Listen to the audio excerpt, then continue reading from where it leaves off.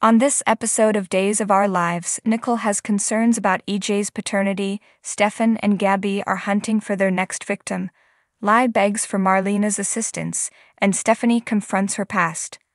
On this episode of Days of Our Lives, Nicole has concerns about EJ's paternity. Stefan and Gabby are hunting for their next victim. Lai begs for Marlena's assistance, and Stephanie confronts her past. Marlena calls John from her office and expresses her disappointment at missing his father's first dinner at his new home. She hangs up the phone, and her emergency patient, a tired and heavily stubbled Lai, shows up. He declares, "I think I'm losing my mind." Chad tells Kate at the pub that he recognizes Stephanie's perspective and that Abigail dominates everything. Simply said, he doesn't think Stephanie gets what it's like to love someone so deeply. Kate notes that love and loss are inevitable, and she adds that Stephanie isn't burdened by her history. "Not even near," says Chad. EJ furiously informs Nicole at the mansion how Stefan and Gabby obtained Kristen's shares. They are now equal, but if they manage to win over one more stakeholder, I'm as good as dead. He breaks off a glass. At the pub, Chad tells Kate that he understands Stephanie's viewpoint, and that Abigail controls everything. He doesn't think Stephanie understands what it's like to love someone so passionately, to put it plainly.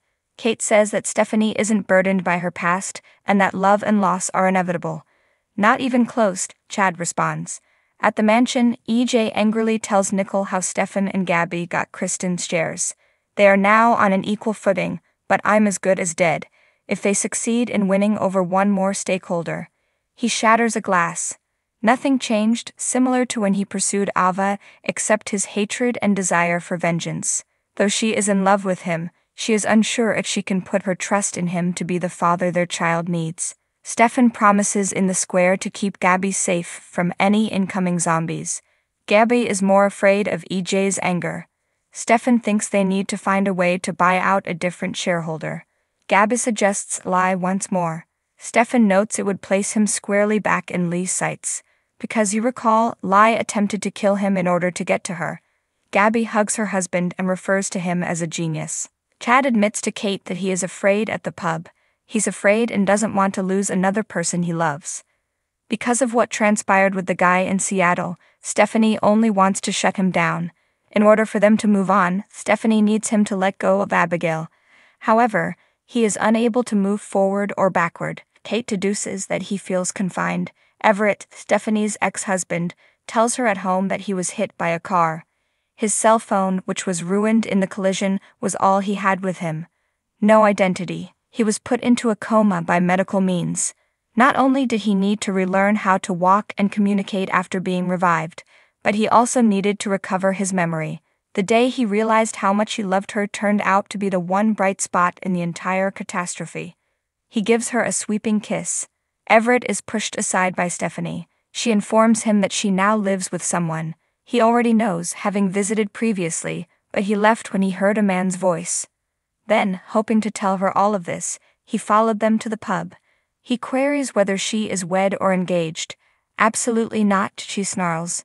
EJ claims that while most people at the estate believed Stefano to be evil, EJ never questioned that his family was the most important thing in his life. That's what EJ owes Nicole and their child. He makes a commitment to never again lose sight of what matters most. Nicole sneers, comparing it to Lucy with the football. EJ is requesting a bold move. They married, but he still has the license. They can now take a plane to Italy to tie the knot. Nicole refuses to tie the knot on Halloween. "But you're going to marry me," he smirks. Nicole softens and says that EJ must make the necessary changes because his dysfunctional family won't. "Agreed," he replies. She refers to him as a skilled liar. He detests the fact that he has committed to marrying the one person who fully understands him. But he's committing to a lifetime of love with her because he loves her so much. Next day, they intend to tie the knot. Thanks for watching this video. Please subscribe to our channel, Daily Bulletin News, and stay with us.